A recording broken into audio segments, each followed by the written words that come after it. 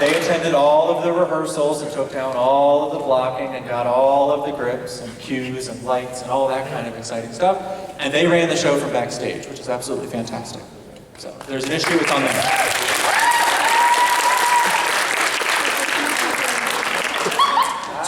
So we have a few awards to pass out based on scores and notes. And directors, I will have score sheets and notes for you after this is over. Because if we give them to you now, you'll just read them now and you won't miss them. Which I know. Okay, so we want to start. So I'll announce the award and then our judges will discuss some notes if they wish to. Okay. Oh, I'm sorry, I'm like... Okay, this first award is for Best Actress, and the award goes to Emma Hollis Peterson in The Eagles Are Turning People.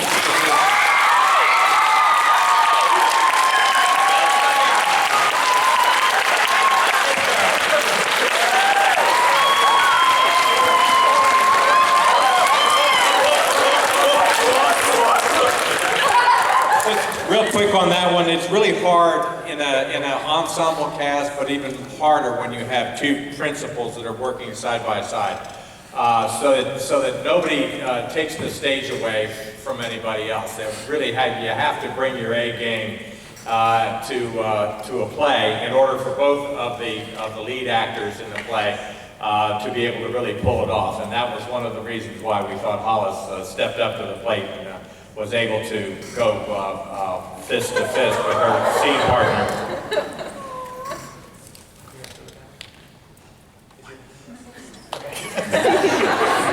Liz is going to stay silent. For Best Supporting Actress, that award goes to Jessica Diggs in Red Herring.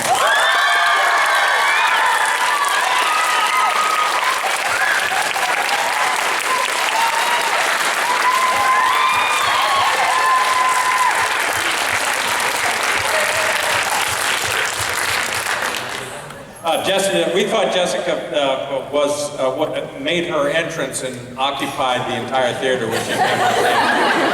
And not only through that sort of well-crafted and graceful pratfall that brought her onto the stage, but also throughout the scene, although she was fighting with her costume a little bit, the sleeves were a little long, she was having a pretty good time and managed to hold down stage right. Most of the activity was on the opposite side of the stage.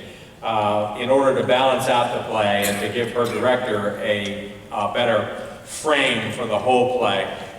If you all noticed, Jessica was mostly downstage right on this side of the stage, and she anchored with her presence down there and stayed in character that whole scene so that the play didn't tend to want to gravitate out the door.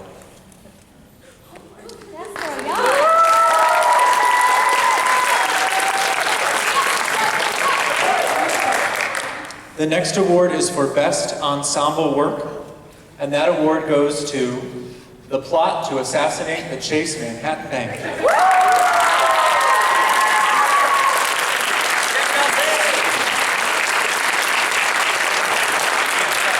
A credit to the direction here. It was interesting because while all the primary activity was going on stage right, and trying not to be distracting, which each actor seemed to be going out of his way not to be distracting at the teller windows, which was a really difficult and almost impossible thing to do given the staging of the play, because they were so far apart.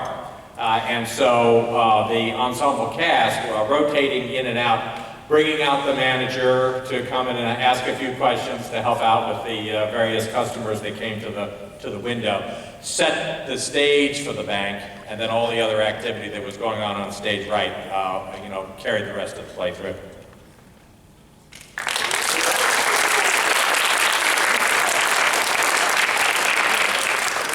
This next award is Best Director, and that award goes to...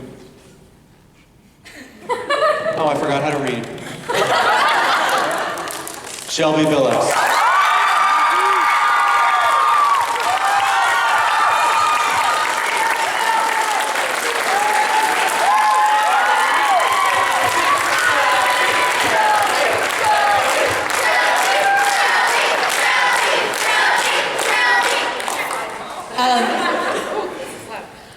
Shelby, we really thought that because of the way that you made the pictures on stage, because of the fluidity more than anything, we just thought it flowed so nicely. It just looked, I talk with my hands a lot.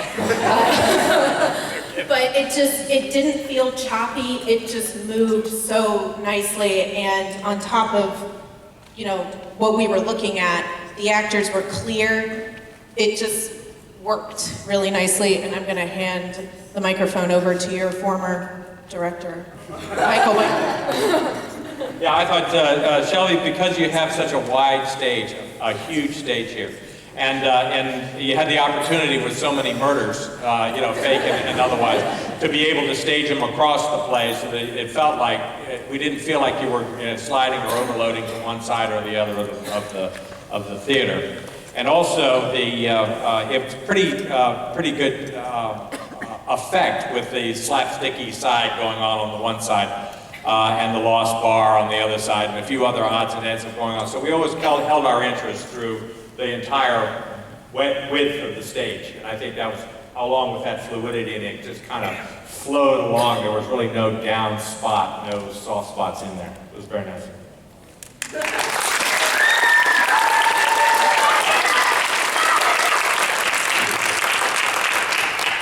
This next award is a special recognition, and it goes to Amelia Salisbury for her work in the sound booth.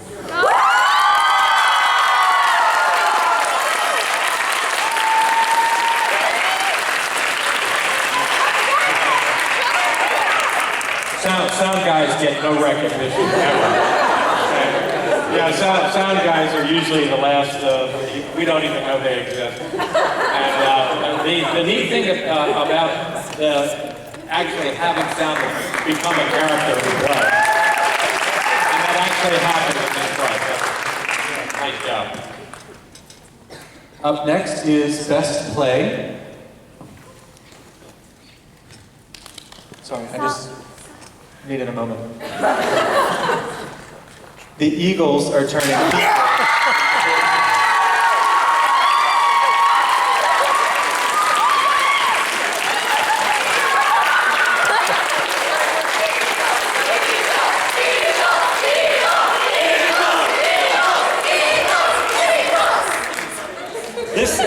This play is quirky enough and true enough that what we found interesting about it was that everyone that was in the play seemed to have had his own way to dump his boyfriend or girlfriend.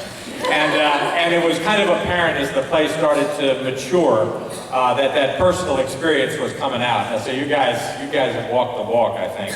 And the other interesting thing about this play, besides its structure, I think in general we found that that there was this sort of mystical quality to it that any good yarn should have, any good parable or any good tale should have. And that mystical quality goes to the creativity of somebody who is really trying to dump somebody without actually having to be honest and sincere about it. And we all do it, and we all wish we could be as creative as he was.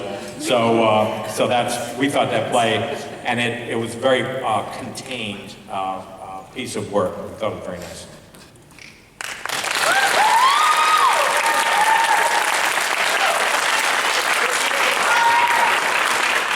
The next award is for Best Actor, and that goes to Jesse Goodman. You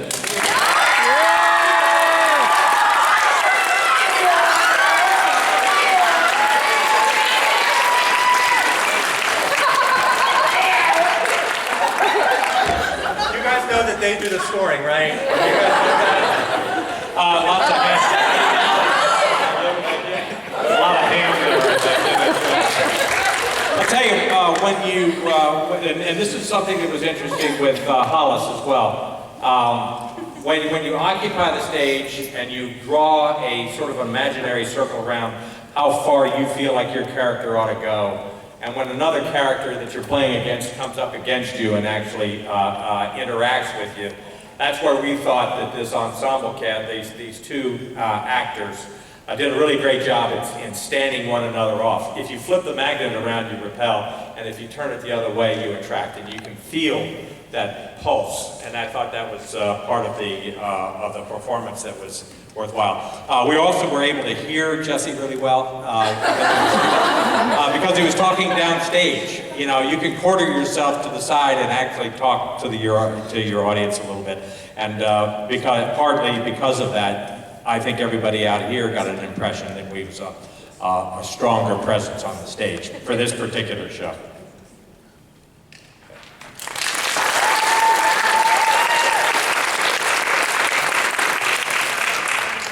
The next award is for the Best Supporting Actor. That award goes to Quali Sirocco. In the plot to assassinate the Chase Manhattan Bank.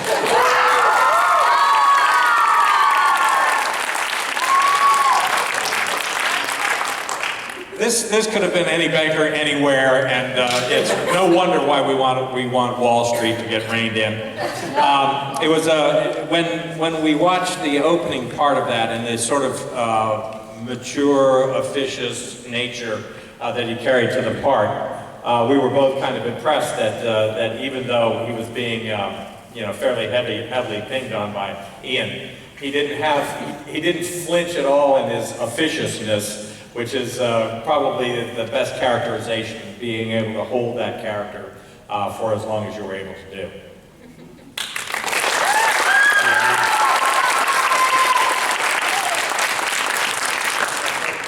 And finally, the best cameo goes to an actor in Red Herring, Landon Hamilton.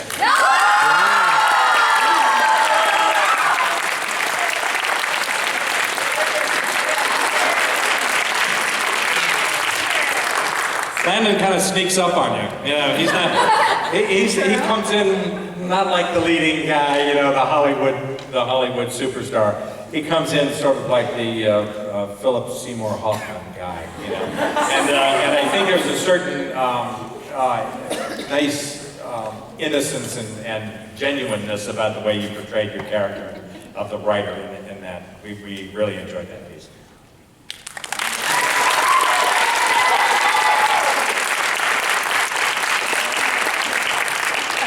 Can I have a round of applause for our lovely judges?